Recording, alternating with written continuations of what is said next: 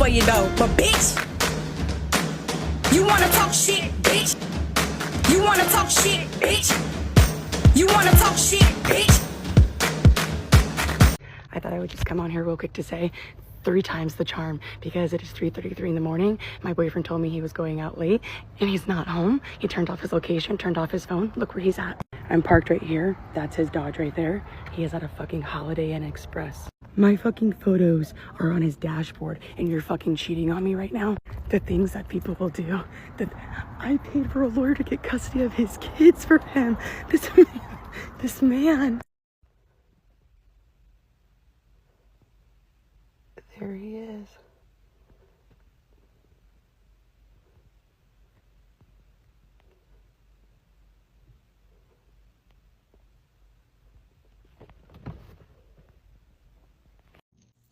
I am literally shaking.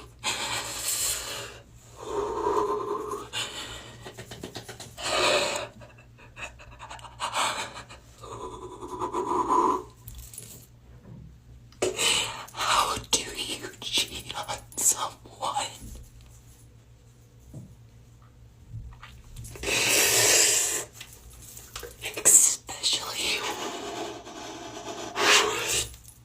Especially when I just can't. I don't even know what to do, and he's supposed to come over after work.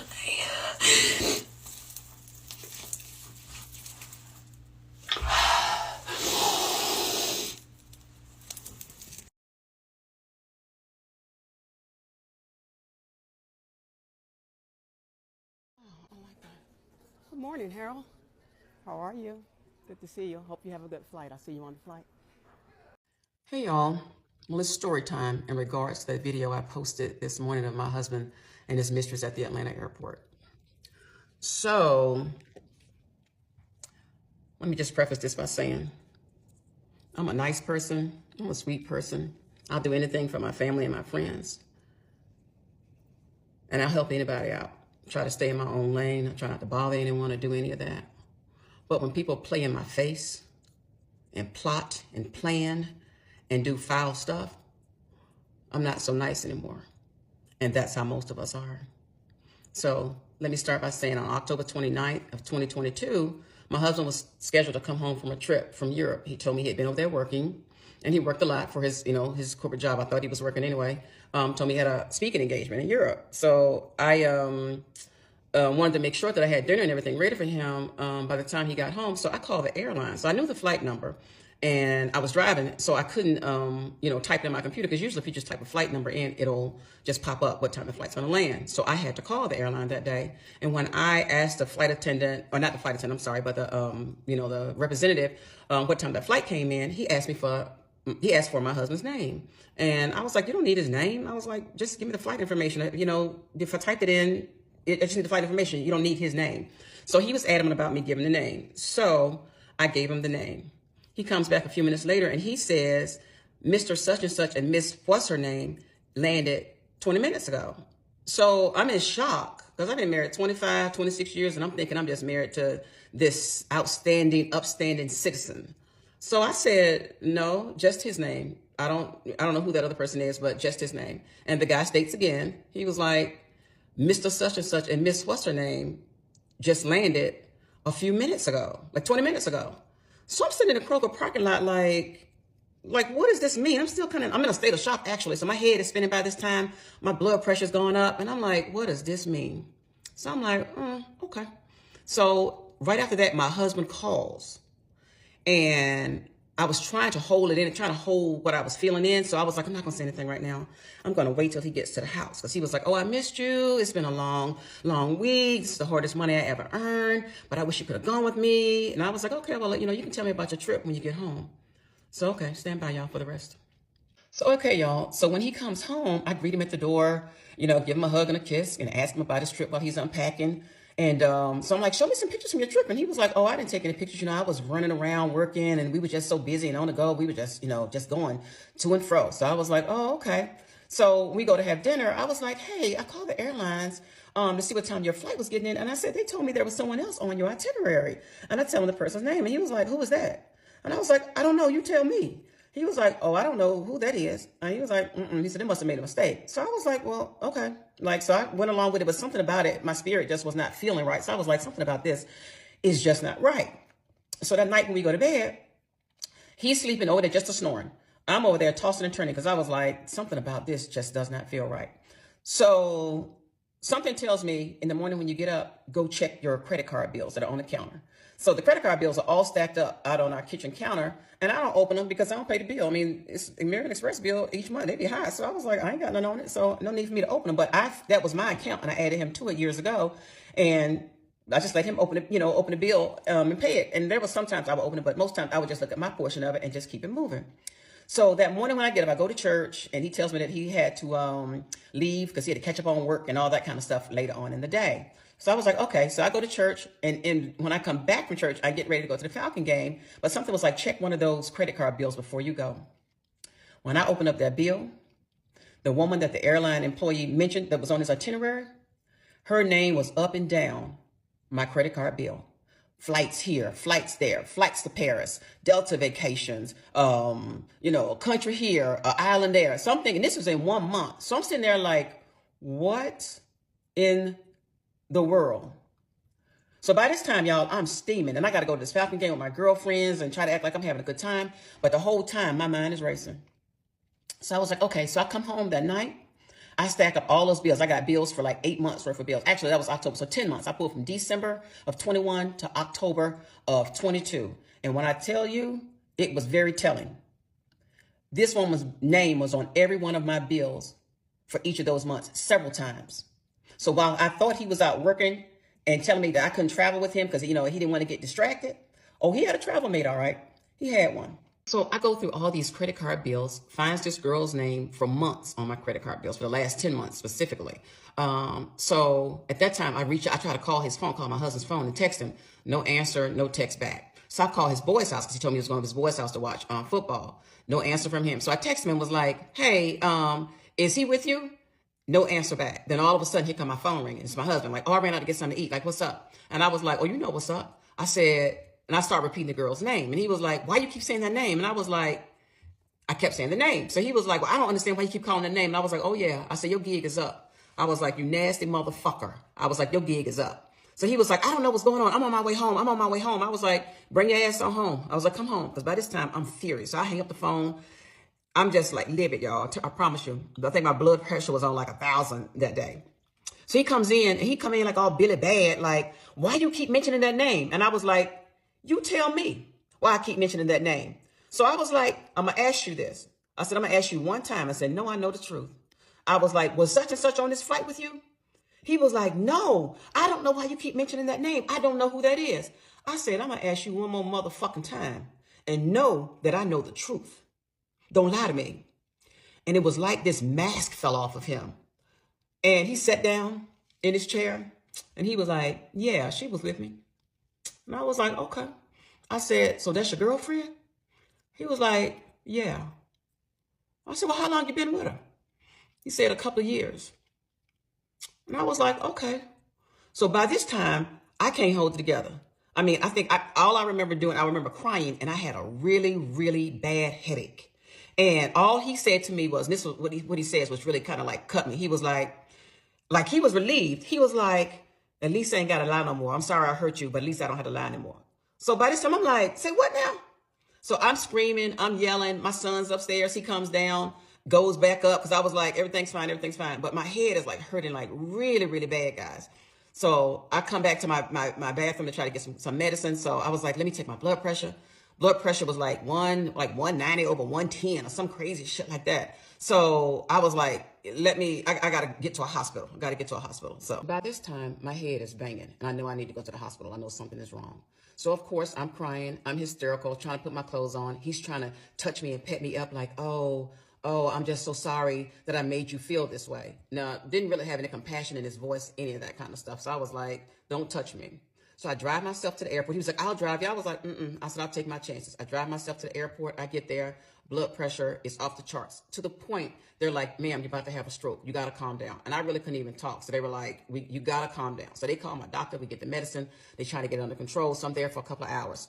So I come home and he's sitting on the couch eating Cheetos like ain't shit happened, right? And he comes in like, oh, what they say? And I was like, they said they got my pressure, kind of down because it went all the way down. It's like, go see a doctor in the morning. So that night I could not sleep. I cried all night long to the point when I got up that morning, I really couldn't even see. My eyes were so swollen. So I'm tore up, right? So I go out later that morning. He's upstairs. I come upstairs because I slept in another bedroom. He's around here like, like like, he having a good day and shit. Like, his burdens is light. Mine heavy, but his is light. So I come up and then he's out in our family room and I was like, look, I said, I don't know. And I'm still in a state of confusion. So I was like, I don't know what happened last night. And I was like, I don't know what I've done wrong. Because by this time I'm blaming myself. I was like, I know I'm getting older, but I try to keep myself up. I try to look nice, do whatever I can as a wife. I was like, I've tried my best. So I don't even know what I could have done or what I can do. So I'm taking the blame. And he was like, oh, it's not you. Like, it's not you. So, but I'm like, no, like, it's gotta be me. He was like, no, he's like, you're a good wife. You've been a really good wife. So I was like, well, I'll tell you what, I was like, I'm confused here. I was like, so what we need to do, I was like, I think we need to sell the house. Let's move away, try to start over. You go to counseling. I go to counseling. We do some counseling and we start over. So he was kind of like real smug with it. Like, well, if that's what you want, like, yeah, we can do that. So I was like, well, what about her? Are you going to stop seeing her? So he paused for like 20 seconds and kind of tilted his head to the side. He was like, I ain't gonna tell you I'm gonna stop seeing her. And I was like, then you want a divorce? He was like, oh, I don't want a divorce. He was like, I ain't gonna let nobody fuck up my money. And I was blown away. Y'all, when he hit me with the, I don't want a divorce, but I'm gonna keep seeing her because I ain't gonna let nobody fuck up my money. Let me tell you something. That was definitely the wrong answer and told me everything I needed to know about him, about the marriage, and what I needed to do next. So for the next couple of days, I'm still in a state of confusion. And I remember going to, once I found the girl's name, I went to Instagram, good old Instagram, you go look there, you find anything. So I look up her name, I see her, and I'm really like feeling down. I'm like, oh my God, like she's beautiful. He wants him someone younger. Like I ain't all that, So I'm just tearing my ass up. So, my girls called later that day. My best friend called that morning and was checking in on me and I was trying to hide it from her, but I couldn't. So I'm like in a ball of tears, tell her what's happened. She's in a state of shock. And usually she always got something to say, but she was left speechless. So she calls my other girlfriend. She calls. We all in a state of shock. Everybody's tore to pieces. So that day, after, I tell them what happened and everything, everybody, we just call it, we all were shocked. So the next day I go and meet with them because I see this girl on Instagram. And I'm telling them about it. So they asked me to come out to lunch, have lunch with them, my two girlfriends. So, because they needed to tell me something. So, and I bring it up. I was like, when I see her pictures on Instagram, I was like, she's pretty. And they were like, girl, she ain't all that damn pretty. Like, that's filters and plastic surgery and a whole bunch of other shit. Like, girl, it ain't even all that. And they were like, and kind of, like, we ain't trying to offend you. Y'all actually kind of favor each other. Like, she may be the younger version of you. So I'm thinking, like, I don't look like her. Like, that girl's, pretty. Like, I don't look like that. So in the interim, I was like, well, at least I said they don't have any pictures of themselves up on her Instagram. So my girlfriends was like, that's why we needed to meet with you, because they were like, there is a picture out there. So by this time, y'all, I'm devastated. So our food tries to come. We had Papa Do's. Food comes. I'm so distraught from tears and looking a hot mess. Couldn't really even eat. And we went into how bad off I was. You bad off when you can't do this. We needed to pray over our food. I couldn't even put my hands together to pray. I have never had that to happen. I couldn't even pray. I literally put my head down on the table while they were saying a prayer and cried. And basically they made me try to eat because I really could not eat anything. So it was just a complete mess. So when I get home, my husband, he was actually gone. I think he was gone, but he claimed he had a trip or something. And then he tells me when he did come home, like, well, I need to talk to you because I think we need a little break. So he was like, you need a break so you can think about some things. And I was like, huh? Like, I need to think about some things. He was like, yeah, you need a break so you can think about some things. So yeah, to add insult to injury, he tells me he needs to go away for 3 to 6 months for me to think about some things and to think some things over.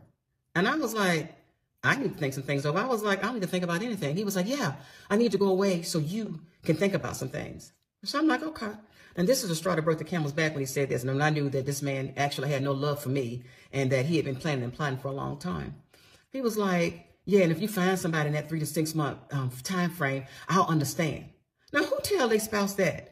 If they really love you, they don't want you all sleeping with nobody else. Not if everybody normal, ain't nobody sick or doing anything like that. So I knew then, I was like, I don't have but one other option. Divorce is the only option for me. And I tell you, I prayed about it, asked God about it. And when I tell you, he was sending me signs. If you listen, he will send you signs. And he sent me sign after sign after sign, y'all. So I did. I filed for divorce. And each day I've gotten stronger. And I think my husband thought that, I don't know what he thought about me or what kind of person I was, but because he knew how I felt about infidelity. And I always used to tell him, you know, hey, if something ever happens, tell me on the front end, because I'm gonna hurt one way or the other, on the front end, on the back end. Just let me know, but don't play me for no fool. So I guess he thought he got boo-boo the fool over here. So I was like, okay. And from this girl that you saw in the video, yeah, she knew about me. He would have her at restaurants, hotels, games, had other women serving me my drinks. They'd feet under my table speaking to me. And he's sleeping with all these women. That is humiliating, y'all. So, you know what? I was like, if you give me shit to taste, I'm going to let you taste it back. So, to the airport video. Yeah, I was shocked. I was dismayed because that was my first time seeing them. I knew eventually that I would see them out somewhere. It's Atlanta. And, hey, it's a small town. So, it's a big town, but it's a small town, too. So, I was like, okay, I'm going to try my best to be classy and all that kind of stuff. Sometimes that just don't work. Because when you go in the gutter, when people go gutter with you, and I have to apologize to Michelle Obama. Girl, when you said that, when they go low, we go high. That ain't my motto. Because when they go low, I go lower. I go gutter. I'm going gutter. I'm going to swim down with the rats with your ass. So I was like, okay, yeah. So she knew. And she was on Instagram sending all her little subliminal messages and all of that. Like, yeah, okay. I got you, girl. But y'all, when all this is over, I got a little story to tell about her and the rest of his story too. Our story. It's actually our story because it's my story to tell.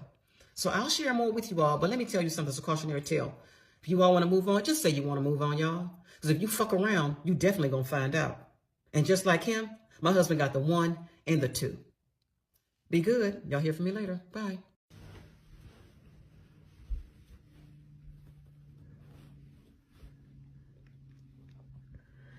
Hello? Wake up. Who is this? Huh? Who is that? Oh, what? No.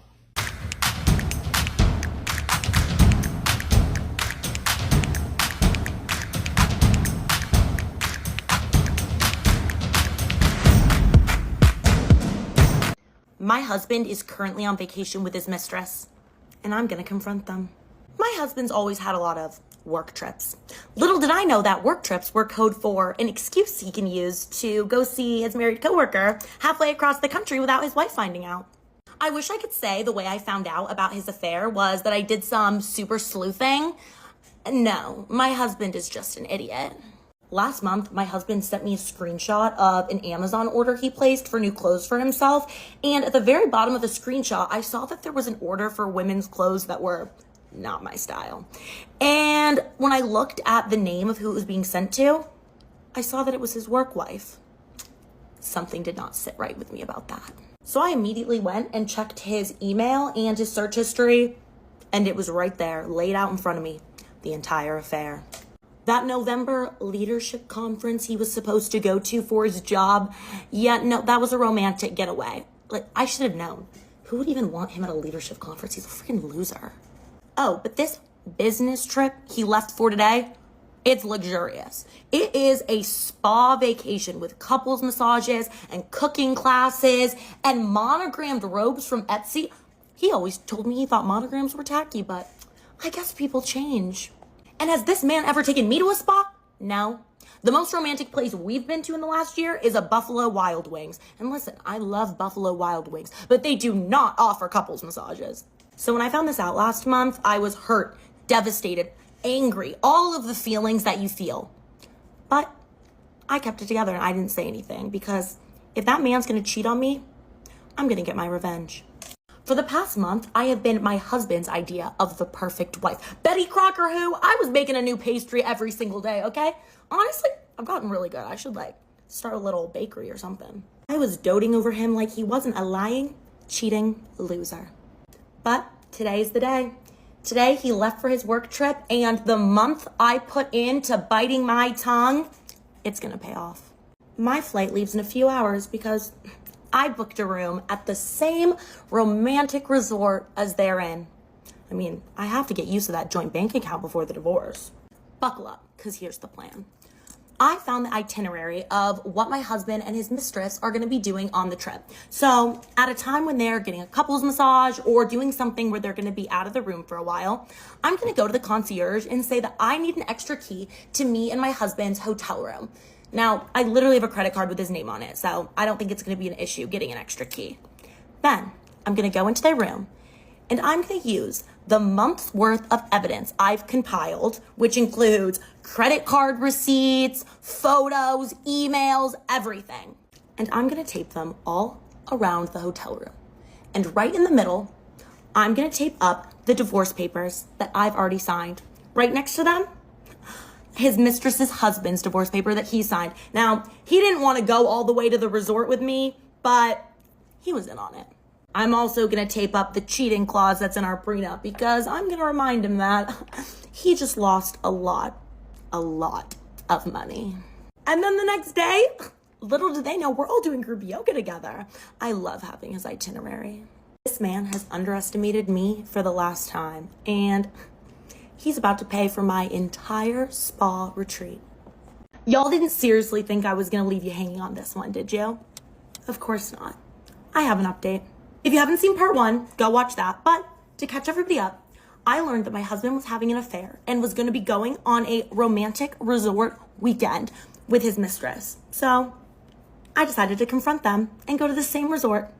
As I'm on the way to the airport, I get a call from somebody I did not expect to hear from, which was my husband's mistress's husband. And he told me that he's changed his mind and he actually decided that he wanted to come along to the resort and see the revenge happen firsthand, which was so exciting for me. I said, do not even worry about it, babe. I will book you a room on my husband's card because, again, he deserves it. He's the worst. You know what I mean? So, he owes you too. He's having an affair with your wife. He owes you a nice little weekend.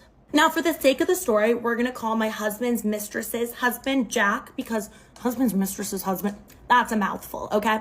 I made sure that me and Jack's rooms were both on the opposite ends of my husband and his mistress's room. So we were really just sandwiching them in for the weekend. As soon as I got to the resort, I went right up to my room to hide because the worst thing that could happen is my husband or his mistress seeing me before this whole plan commenced. It would have ruined everything. So I kind of hid in my room until Jack arrived. And when he did, our plan began because he brought all of his evidence of his wife's affair. So we had a ton of papers that we were ready to hang all around their room.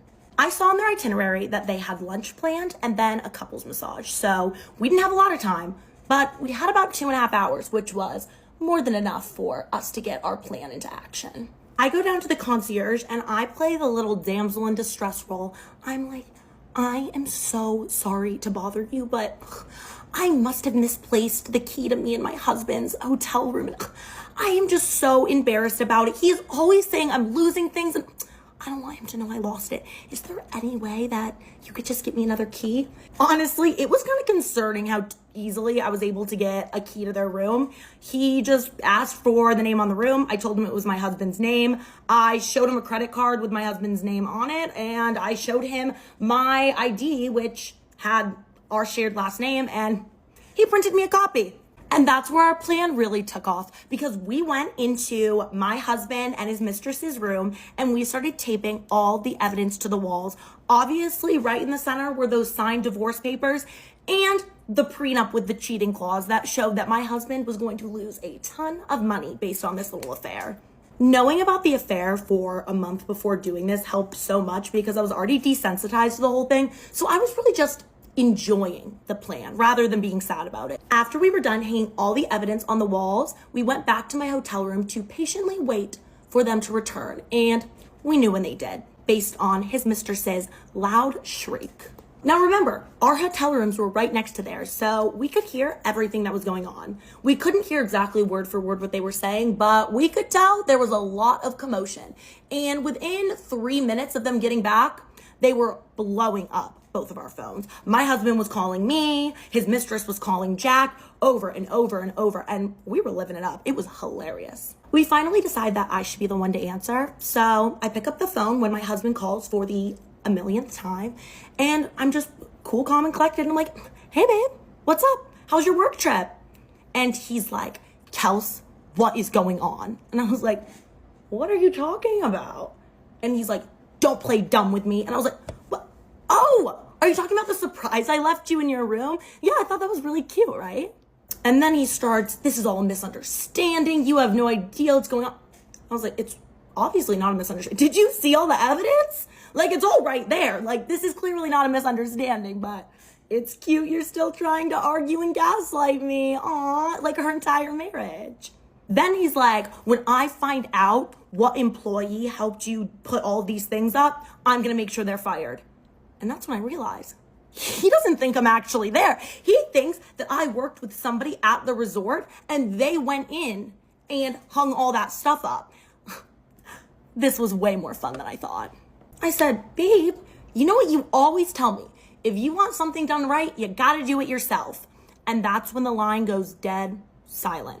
And when he starts talking again, I can hear the panic in his voice. He's like, Kels, don't mess with me right now. You're home, right? I know you have to be home. Like, you're home, right? And I was like, babe, calm down. I just thought it wasn't fair that you were going to get a nice little resort weekend and I wasn't. I was like, don't worry, babe. I'm sure you'll see me around. It's not that big of a resort. And just so you know, I'm staying an extra 3 days so that you have time to get home and move all your stuff out of our house before I get home. Then I hung up and blocked his number. Part 1 of our plan went perfectly, but part 2 of the plan, ruining their entire weekend, that had just started. I'm back with the update you've all been waiting for. Do I look refreshed? Do I look rested? My husband's not. If you haven't seen the first 2 parts of this story time, go watch those first and then come back here. But to catch everybody up, I found out that my husband was having an affair and he was going to be going on a resort spa weekend with his mistress. So me and his mistress's husband, Jack, showed up at the resort, put the evidence of the affair all over their hotel room, and now we're ready to be even more petty for the entire weekend. So at this point, my husband's mistress still has no idea that her husband, Jack, is there. They just think that I'm the one that did all of this, and Jack's not answering any of her calls.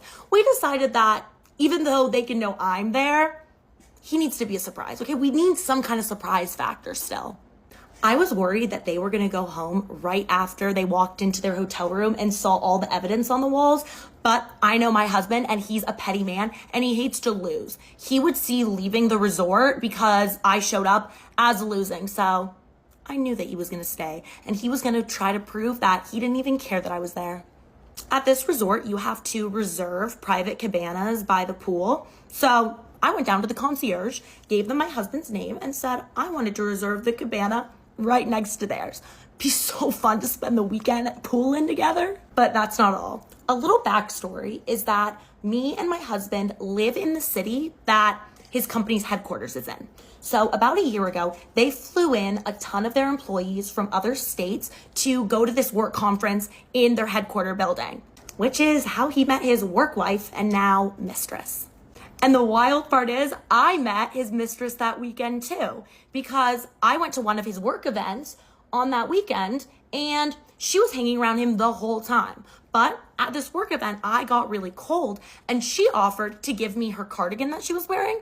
I thought it was so nice at the time. Yeah, it doesn't seem so nice anymore. But at the end of the night when I got home, I realized I completely forgot to give it back to her and she was flying back halfway across the country the next day. So I just had her cardigan. I can't think of a better time to return it to her. Now remember, I knew exactly when they were going to the pool because I had their itinerary. So about 30 minutes after I assumed they would be arriving at the pool, me and Jack made our grand entrance. This was the first time that either of them had actually seen us since we showed up, and they both looked like they were about to projectile vomit everywhere. It was incredible, a beautiful sight. I plopped my stuff right down on the cabana next to theirs. I'm like, this is insane. Y'all are at this cabana. what are the odds? This is so exciting. We get to just hang by the pool, talk, like really get to know each other. This woman's face, priceless. I look at my husband's mistress and I'm like, I cannot believe you cheated on Jack. He's really good looking. Like, kind of let a good one get away. Oh, and that made her mad. Yeah, that made her mad. She started getting angry, tears in her eyes, for sure. Like, girlie, what are you getting mad about? I thought we were doing wife swap. Isn't that what we're up to? My husband keeps trying to get me to, like, go and talk to him somewhere. He's like, come on, Kels, come on. Like, let's go. We need to talk. And I was like, what? I'm with my friends.